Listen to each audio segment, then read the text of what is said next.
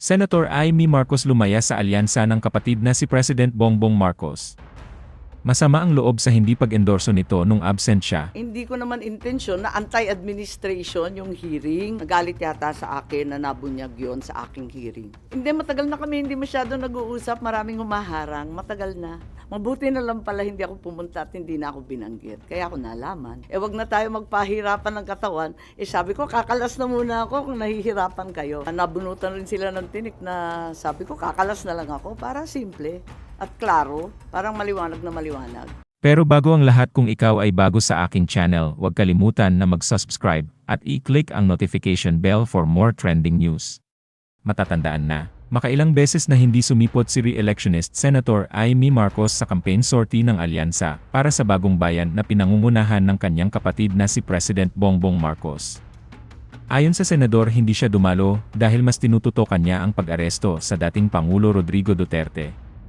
Ayon sa senador, hindi niya matanggap ang ginawa sa dating Pangulo at nais niyang bigyan ng kaliwanagan ang publiko sa mga hindi inaasahang pangyayari. Gayunpaman, sa hindi inaasahang pagkakataon, hindi binanggit ni Bongbong Marcos si Amy Marcos noong alyansa campaign rally sa Cavite.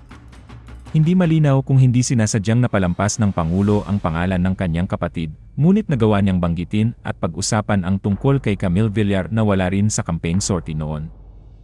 Kamakailan, opisyal na inihayag ni Amy Marcos na aalis na siya sa alyansa at ipagpapatuloy ang kanyang kampanya bilang independent senatorial bet. Ayon sa kanya, may mga aksyon na ginawa ang administrasyon na taliwas sa kanyang mga ideals at prinsipyo sa buhay. Ipinahayag din ni Amy Marcos ang kanyang paniniwala na dapat ay masaya ang alyansa na opisyal na siyang umalis sa koponan. Gayunpaman, tila pinalo ng senador ang kanyang kapatid na si Bongbong Marcos. Tiniyak ni Amy Marcos na patuloy siyang mangampanya para sa kanyang muling halalan at plano niyang sumama sa mga lokal na kandidato. Ayon sa senador, sa March 28 magsisimula ang local campaign at marami siyang kilala na local candidates na makakasama niya. Kaya lang, eto nga, hindi ko naman intensyon na anti-administration yung hearing. As a matter of fact, kung maaalala ninyo, halos lahat ng testigo galing gobyerno. Hindi ko naman alam yung mga sagot nila. Kaya nga ako nagtatanong kasi hindi ko alam yung sagot.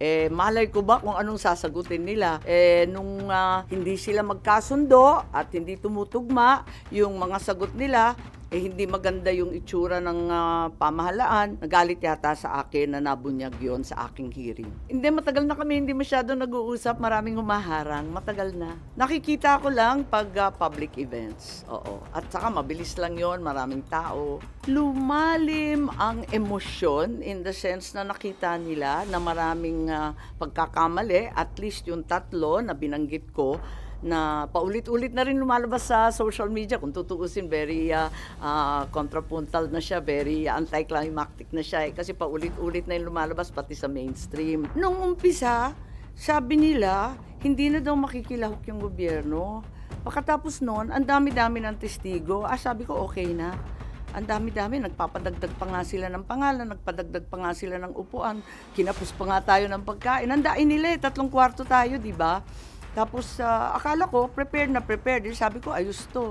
Nagulat naman ako nung nagalit na nga kasi nga siguro hindi nagkakasundo. Yung mga sagot, hindi tumutugma. Hindi ko nakasalanan yun. Malay ko ba kung anong isasagot nila? Ngayon, paano nagalit? Kasi naalanganin na ako, hindi ako napunta. Gusto ko pa naman, over-prepared na nga ako pumunta doon sa Tacloban rally. Hindi ako pumunta. Tapos, mabuti na lang pala hindi ako pumunta at hindi na ako binanggit. Kaya ako nalaman. Nabanggit pa, gano'n. Mali, o di Tacloban, ay gano'n. Hindi ko na maalala. Sa totoo lang, hindi ko masyadong tinututukan yung kampanya. Nandito ako sa investigasyon. Parang naisang tabi na, nakatutok talaga ako dito para malaman kung ano pa. Yeah, okay lang, walang problema. Kasi nga sabi ko, nakatutok naman ako dito. Hindi naman na eleksyon, kampanya, politika ang pinaka-importante. Nangingibabaw sa akin itong mga dagok sa ating kalayaan, sa ating soberanya. Hindi ko kaya to Talagang ipaglalaban ko yan Yung pag hindi yung hindi binanggit, pagkatapos sabi 11 na lamang ang kanilang kandidato, wag na tayo magpahirapan ng katawan. Sabi ko, kakalas na muna ako kung nahihirapan kayo. Mas madali naman ganun, okay lang sa akin, walang problema. Ang sabi may nag-aampon, hindi ko masyadong pinapansin, kinakarir namin 'to, eh. Naduling-duling na nga kami kagabi, eh. Alam niyo maganda naman yung libre, 'di ba, yung malaya. So, mulat sa pool sinabi ko independent ako. Pero yun nga, dun sa Lawag siyempre yung anak ko nagmamaktol, bakit hindi ako pupunta? 'Di pumunta ako, gano'n. Tapos may mga kaibigan pumupunta. Noon pa naman, eh, hindi naman ako, present sa lahat ng lugar. Oo. Sa Carmen, Davao, absent ako dun. Ayun, tsaka sa Dumaguete yata, ewan ko saan ko ba hindi masyadong, pinuntahan. Wala naman. Siguro, nabunutan rin sila ng tinik na sabi ko kakalas na lang ako para simple at klaro, parang maliwanag na maliwanag.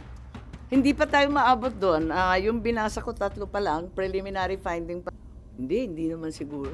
Independent lang, mahirap pumanig, eh. Nung umpisa pa lamang ng eleksyon, no, nung October pa lang, sinabi ko na mag-independent ako. May partido ako kasi NP ako, pero ayokong pumanig sa isang grupo laban sa kabilang grupo. May masamang pakiramdam ako siguro nung October pa na mauuwi ito sa Bardagulan. Eh, hindi ko maalam na mauuwi sa ano bang tawag dyan, sa pagtangay ng isang dating Pangulo sa ibang bansa. Mas malala ang nangyari kesa sa inaakala ko. Okay lang kasi palagay ko sila rin nahihirapan. Pag hindi ako sisipot, tapos na-announce na nila na 11 lang, tapos hindi na binabanggit yung pangalan ko, para wag nang nag-aalanganin. Mas klaro, di ba?